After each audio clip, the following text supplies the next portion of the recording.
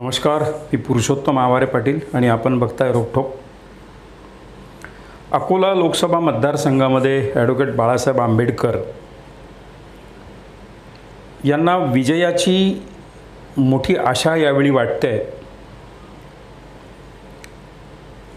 गेल्या 5 वर्षाच्या तुलनेमध्ये वंचित बहुजन आघाडी हे संघटन मोठ्या प्रमाणावर वाढलं, ते अधिक कार्यान्वित झालं, सक्रिय झालं, ही गोष्ट सत्य आहे. यावेळी ते कोणत्याही परिस्थितीमध्ये विरोधकांच्या महाविकास आघाडीत सामील होतील आणि एकाच एक लढत होऊन बाळासाहेब आंबेडकर लोकसभेवर निवडून जातील अशी अपेक्षा सगळ्यांना होती. कारण अकोल्याचं समीकरण फार वेगळं आहे. जेव्हा जेव्हा थेट लढत झाली तेव्हा तेव्हा आंबेडकरांचा फायदा झाला आणि ते लोकसभेवर निवडून गेले. यापूर्वी काँग्रेसच्या मदतीनं, समर्थनानं 2 वेळ जेव्हा ते काँग्रेस आणि त्यांच्या पक्षाचे संयुक्त उमेदवार होते तेव्हा ते दोन्ही वेळेस लोकसभेला निवडून गेले. त्यातली एक टर्म 1 वर्षाची होती. अटल बिहारी वाजपेयींच्या काळाचे सरकार पडलं होतं. लगेच दुसऱ्या वर्षी निवडणूक झाली.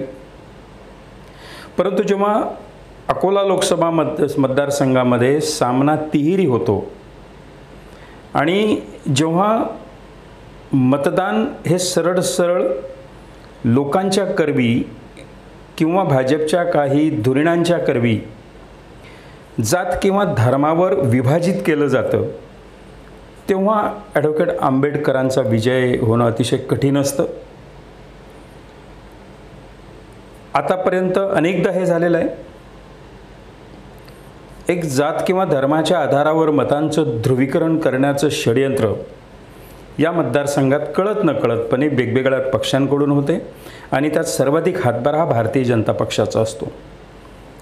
त्याच्यामुळे तिहेरी लढतीमध्ये आंबेडकर कधी 3 नंबरवर तर कधी 2 नंबरवर असतात, पण विजयाला गवसणी मात्र घालू शकत नाही. यावेळी पुन्हा आंबेडकरांनी महाविकास आघाडीचं नातं तोडलं आणि तिसऱ्या आघाडीचं निर्माण त्यांनी केलं. अकोला लोकसभा मतदारसंघामध्ये आता नेमकं काय होणार आहे याची लोकांना प्रचंड उत्सुकता आहे. एक 2-3 शक्यता या निमित्ताने अकोल्यात आहेत. एकतर बाळासाहेब आंबेडकरांनी काँग्रेस पक्षाला, म्हणजे काँग्रेस पक्षाचे राष्ट्रीय अध्यक्ष मल्लिकार्जुन खरगेंना एक पत्र लिहिलं आणि त्या पत्रामध्ये त्यांनी स्पष्ट लिहिलं की तुम्ही महाराष्ट्रातल्या 7 लोकसभेच्या जागा अशा मला कळवाव्यात की जिथे वाटते तुम्हाला इतरांची कोणाची तरी, म्हणजे माझी प्रामुख्याने मदतीची गरज आहे, त्या 7 जागांवर मी काँग्रेसला बिनशर्त पाठिंबा देण्यास तयार आहे. हे पत्र त्यांनी खरगेंना लिहिलं. तर त्या पत्राचं पुढे त्यांना काय उत्तर आलं हे अजून काही माध्यमात आलं नाही किंवा त्यांनी काही कुणाला माध्यमांजवळ काही त्या संदर्भात काही उहापोह केलेला नाही दिसत. तरीही त्यांनी परवा जी अकोल्यात पत्रकार परिषद घेतली त्या पत्रकार परिषदेमध्ये त्यांनी थेट 2 जागांवर, म्हणजे आधी कोल्हापुरात काँग्रेसचे उमेदवार छत्रपती शाहू महाराजांनी जेव्हा काँग्रेसनं उमेदवारी जाहीर केली तेव्हा आंबेडकरांनी माध्यमांच्याद्वारे कोल्हापूरच्या त्या जागेला काँग्रेसच्या आपलं समर्थन जाहीर केलं. आणि परवाच्या पत्रकार परिषदेमध्ये त्यांनी नागपूरमध्ये नितीन गडकरींच्या विरोधात जे काँग्रेसचे उमेदवार उभे आहेत, आमदार विकास ठाकरे यांना आपलं समर्थन जाहीर केलं. म्हणजे 7 पैकी 2 जागांवर आता त्यांनी समर्थन जाहीर केलं. आता 5 जागांवर कदाचित येणाऱ्या आठवड्याभरामध्ये ते आपलं समर्थन जाहीर करतील. तर अकोल्यात शक्यता अशी आहे की ॲडव्होकेट आंबेडकरांनी बिनशर्त जर आपल्याला 7 जागांवर महाराष्ट्रामध्ये पाठिंबा घोषित केला असेल तर अकोल्यामध्ये त्यांच्या विरोधात काँग्रेसचा उमेदवार न टाकता आपण सुद्धा आंबेडकरांनी बिनशर्त पाठिंबा आंबेडकरांना द्यायला हवा असा एक मतप्रवाह प्रदेश काँग्रेसच्या नेत्यांमध्ये आहे. कदाचित असं होऊ शकते, त्याची एक चर्चा आहे की ते बाळासाहेब आंबेडकर महाविकास आघाडीत न जाता सुद्धा अकोल्याची जागा आंबेडकरांसाठी किंवा आंबेडकरांना काँग्रेस बिनशर्त पाठिंबा देईल, ही एक शक्यता व्यक्त केली जाते. दुसरी शक्यता अशी आहे की प्रदेश काँग्रेसच्या स्तरावर काही नेते असे आहेत, प्रामुख्यानं पृथ्वीराज चव्हाणांपासून तर 2-4 नेते असे की ज्यांना असं वाटते की ॲडव्होकेट आंबेडकर हे महाविकास आघाडीत यायला नको. आंबेडकरांचं एकूणच राजकारण आणि तडजोड करण्याची तऱ्हा ज्यांना आवडत नाही अशा लोकांना वाटते की आंबेडकर संसदेतही जायला नको. त्याच्यामुळे जर आंबेडकरांनी महाविकास आघाडीशी जर युती तोडली असेल तर मग अकोल्यात त्यांचा पराभव झाला पाहिजे. यासाठी कारस्थानं करणारी काही माणसं काँग्रेसमध्ये आहेत. त्याच्यामुळे प्रदेश काँग्रेसच्या स्तरावर अकोल्यात बाळासाहेब आंबेडकरांच्या विरोधात मुस्लिम उमेदवार देण्याची खेळी काँग्रेस खेळू शकते. कारण याआधी 2 वेळ असं झालेलं आहे. संजय धोत्रे, बाळासाहेब आंबेडकर आणि काँग्रेसचे हिदायतुल्ला पटेल.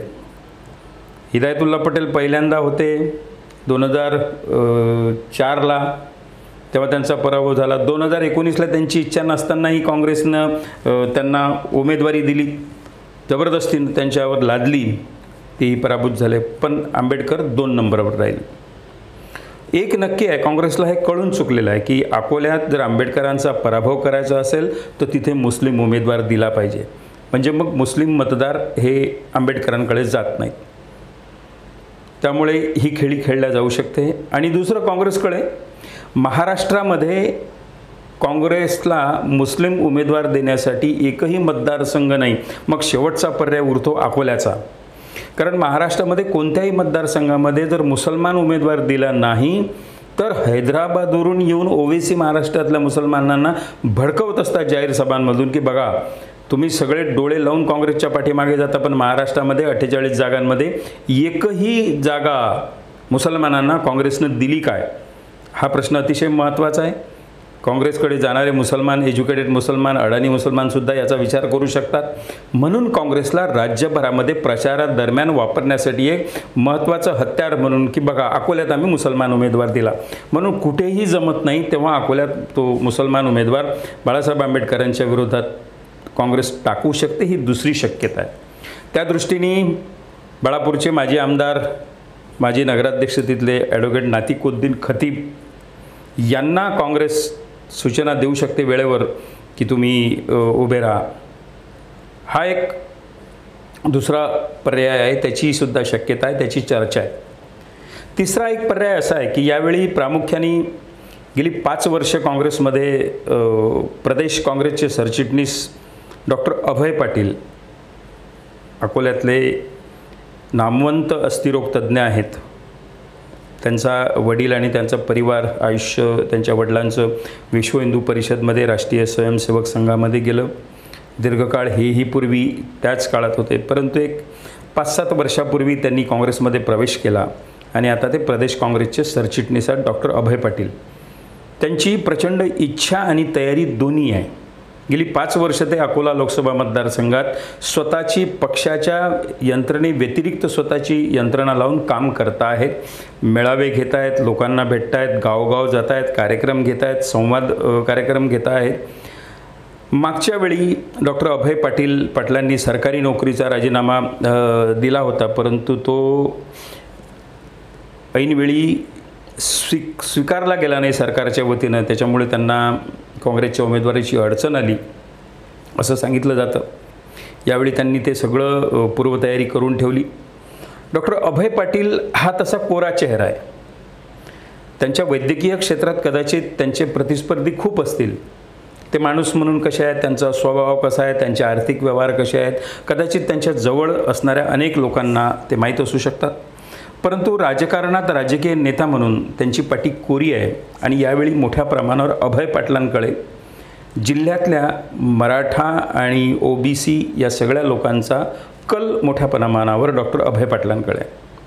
जरा तिसऱ्या पर्यायाचा या विचार करून जर काँग्रेसनं यावेळी जरीही भारतीय जनता पक्षाचा उमेदवार मराठा असला तरीही काँग्रेसची उमेदवारी जर डॉक्टर अभय पाटलांना दिली तर अभय पाटील अतिशय उत्तम असे उमेदवार ठरू शकतात आणि कदाचित कोरीपाटी पहिली पसंती लोकांची ते ठरू शकतात आणि काँग्रेसचा 35 वर्षानंतर अकोला लोकसभा मतदारसंघात एक सुंदरसा विजयसुद्धा होण्याची शक्यता आहे असं अनेक लोक बोलत आहेत.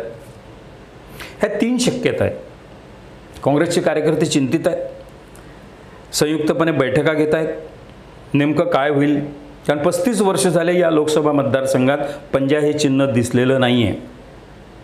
त्यामुळे 99% शक्यता आहे की बाळासाहेब आंबेडकरांसाठी काँग्रेस अकोला हा मतदारसंघ सोडून देईल, बिनशर्त पाठिंबा देईल आणि त्याचा लाभ विदर्भातल्या किंवा महाराष्ट्रातल्या बाकीच्या मतदारसंघात काय घेता येते तो घेण्याचा प्रयत्न करेल.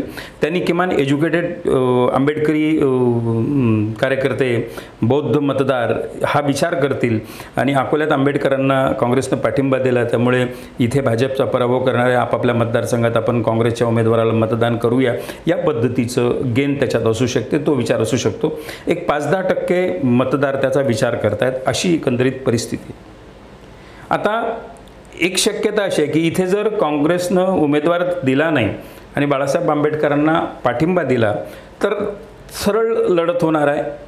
भारतीय जनता पक्षाचे माजी केंद्रीय राज्यमंत्री संजय धोत्रे यांचे चिरंजीव आणि आताचे उमेदवार अनुप धोत्रे विरुद्ध ॲडव्होकेट बाळासाहेब आंबेडकर, ही थेट लढत होणार आहे.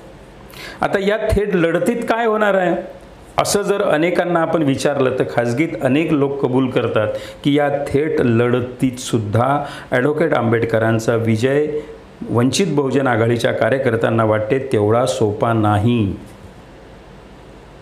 त्याला संदर्भ अनेक आहेत. एकतर गेली अनेक वर्ष या मतदारसंघात उमेदवार म्हणून बाळासाहेब आंबेडकरांचा तोच चेहरा आहे. दुसऱ्या बाजूला भारतीय जनता पक्षावर भाजप म्हणून जरी त्याच घरात उमेदवारी असली तरी अनुप धोत्रे हा फ्रेश चेहरा आहे. तिसरा मोठा पर्याय लोकांसमोर सध्या नाही आहे.